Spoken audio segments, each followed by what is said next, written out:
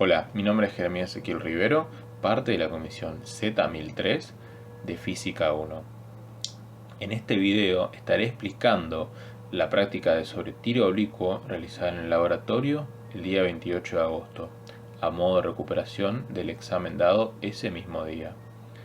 El objetivo de esta práctica fue analizar y estudiar la trayectoria de un proyectil para comprobar cómo se puede aplicar la práctica vista en clases en la realidad.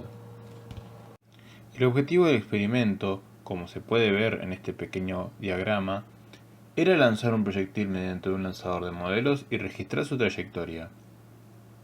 Primero debíamos lanzar el proyectil varias veces y con esos datos calcular la velocidad inicial y comprobar dónde caía cada proyectil en una hoja de papel.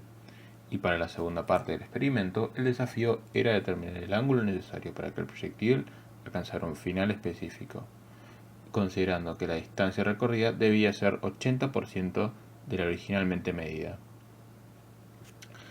Algunos de los materiales utilizados para esta experiencia fueron un proyectil, un lanzador, una regla milimetrada o pie metálico, una cinta métrica, pesas de bronce usadas para sujetar una hoja de carbón y una hoja de papel blanca.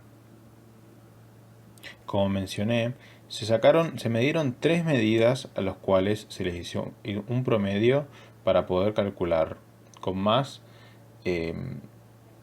exactitud las fórmulas.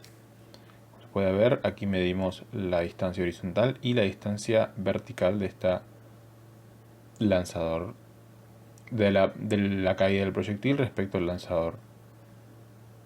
Además, calculamos el ángulo que se utilizó.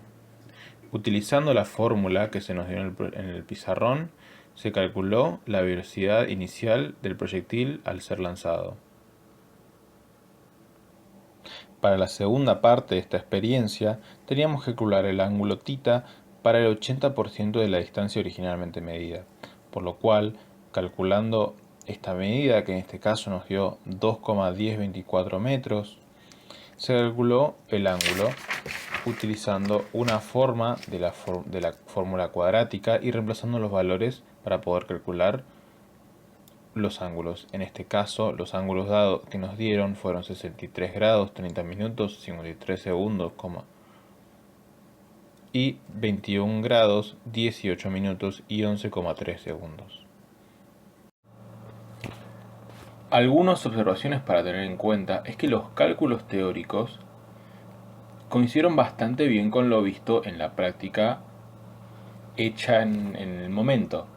Pudimos comprobar que el proyectil caía prácticamente donde las fórmulas lo predecían, siempre con variaciones pequeñas por factores experimentales, ya sea la precisión, la medición o el rozamiento.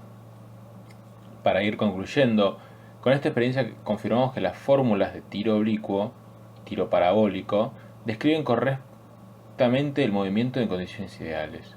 Además, aprendimos cómo usar la fórmula general para calcular trayectorias y cómo, a partir de diferentes ángulos de lanzamiento, un proyectil puede llegar al mismo punto final.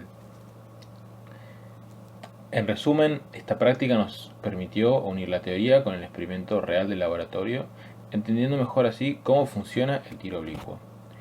Hasta acá llega este video, muchas gracias, me despido.